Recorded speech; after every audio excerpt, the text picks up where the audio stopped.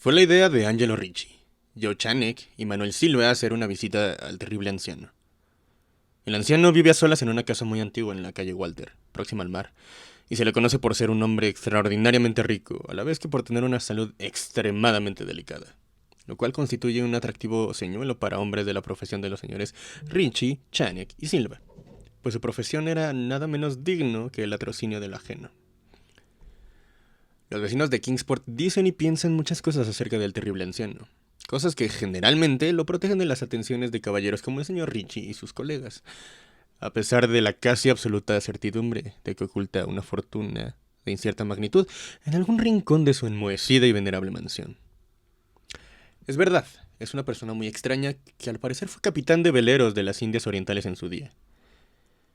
Es tan viejo que nadie recuerda cuándo fue joven, y tan taciturno que pocos saben su verdadero nombre. Entre los nudosos árboles del jardín delantero de su vieja y nada descuidada residencia, conserva una extraña colección de grandes piedras, singularmente agrupadas y pintadas de forma que semejan los ídolos de algún lóbrego templo oriental. Semejante colección ahuyenta a la mayoría de los chiquillos que gustan de burlarse de su barba y cabello, largos y canosos, o romper las ventanas de pequeño marco de su vivienda con diabólicos proyectiles. Pero hay otras cosas que atemorizan a las gentes mayores y de talante curioso que en ocasiones se acercan a hurtadillas hasta la casa para escudriñar el interior a través de las vidrieras cubiertas de polvo. Estas gentes dicen que sobre la mesa de una desnuda habitación del piso bajo hay muchas botellas raras, cada una de las cuales tiene en su interior un trocito de plomo suspendido de una cuerda, como si fuese un péndulo. Y dicen que el terrible anciano habla a las botellas, llamándolas por nombres tales como Jack, Cara Cortada, Tom el Largo, Joe el Español, Peters y Matt Ellis. Y que siempre que habla a una botella, el péndulo de plomo que lleva dentro emite unas vibraciones precisas a modo de respuesta. A quienes han visto al alto y enjuto terrible anciano en una de esas singulares conversaciones, no se les ocurre volver a verlo nunca más.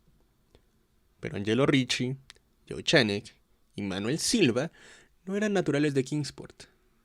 Pertenecían a esa nueva y heterogénea estirpe extranjera que quedan al margen del atractivo círculo de la vida y tradiciones de Nueva Inglaterra. Y no vieron en el terrible anciano otra cosa que un viejo achacoso y prácticamente indefenso que no podía andar sin la ayuda de su nudoso cayado, y cuyas escuálidas y endebles manos temblaban de modo harto lastimoso. A su manera, se compadecían mucho del solitario e impopular anciano, a quien todos rehuían y a quien no había perro que no ladrase con especial virulencia. Pero los negocios, y para un ladrón entregado de lleno a su profesión, siempre es tentador y provocativo un anciano de salud enfermiza que no tiene cuenta abierta en el banco, y que para subvenir a sus escasas necesidades paga en la tienda del pueblo con oro y plata españoles, acuñados 2 siglos atrás. Los señores Ricci, Chanek y Silva eligieron la noche del 11 de abril para efectuar su visita. El señor Ricci y el señor Silva se encargarían de hablar con el pobre y anciano caballero, mientras el señor Chanek se quedaba esperándolos a los dos y su presumible cargamento metálico en un coche cubierto, en la calle Ship, junto a la verja del alto muro posterior en la finca de su anfitrión. El deseo de eludir explicaciones innecesarias en caso de una aparición inesperada de la policía aceleró los planes para una huida sin apuros y sin alaracas, tal como lo habían proyectado. Los tres aventureros se pusieron manos a la obra, por separado con objeto de evitar cualquier malintencionada sospecha a posteriori. Los señores Ricci y Silva se encontraron en la calle Walter junto a la puerta de entrada de la casa del anciano. Y aunque no les gustó cómo se reflejaba la luna en las piedras pintadas que se veían por entre las ramas en flor de los retorcidos árboles, tenían cosas en que pensar más importantes que dejar volar su imaginación con manidas supersticiones. Temían que fuese una tarea desagradable hacerle soltar la lengua al terrible anciano para averiguar el paradero de su oro y de su plata, pues los viejos lobos marinos son particularmente testarudos y perversos. En cualquier caso, se trataba de alguien muy anciano y endeble, y ellos eran 2 personas que iban a visitarlo. Los señores Ricci y Silva eran expertos en el arte de volver volubles a los tercos, y los gritos de un débil y más que venerable anciano no son difíciles de sofocar. Así que se acercaron hasta la única ventana alumbrada y escucharon cómo el terrible anciano hablaba en tono infantil a sus botellas con péndulos.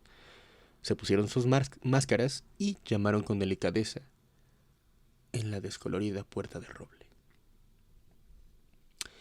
La espera le pareció muy larga al señor Channing, que se agitaba inquieto en el coche aparcado junto a la verja posterior de la casa del terrible anciano, en la calle Sheep. Era una persona más impresionable de lo normal y no le gustaron nada los espantosos gritos que había oído en la mansión momentos antes de la hora fijada para iniciar la operación. ¿No les había dicho a sus compañeros que trataran con el mayor cuidado al pobre y viejo lobo de mar? Presa de los nervios, observaba la estrecha puerta de roble en el alto muro de piedra cubierto de hiedra. No cesaba de consultar el reloj y se preguntaba por los motivos del retraso. ¿Habría muerto el anciano antes de revelar dónde se ocultaba el tesoro y habría sido necesario proceder a un registro completo? Al señor Channing no le gustaba esperar tanto a oscuras en semejante lugar.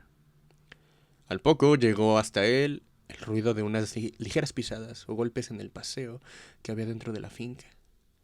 Oyó como alguien manoseaba desmañadamente, aunque con suavidad, el herrumbroso pastillo, y vio cómo se abría la pesada puerta. Y al pálido resplandor del único y mortecino farol que alumbraba la calle, acusó la vista en un intento por comprobar qué habían sacado sus compañeros de aquella siniestra mansión que se vislumbraba tan cerca. Pero no vio lo que esperaba. Allí no estaban ni por asomo sus compañeros, sino el terrible anciano que se apoyaba con aire tranquilo en su nudoso cayado y sonreía malignamente. El señor Channing no se había fijado hasta entonces en el color de los ojos de aquel hombre. Ahora podía ver que eran amarillos. Las pequeñas cosas producen grandes conmociones en las ciudades provincianas.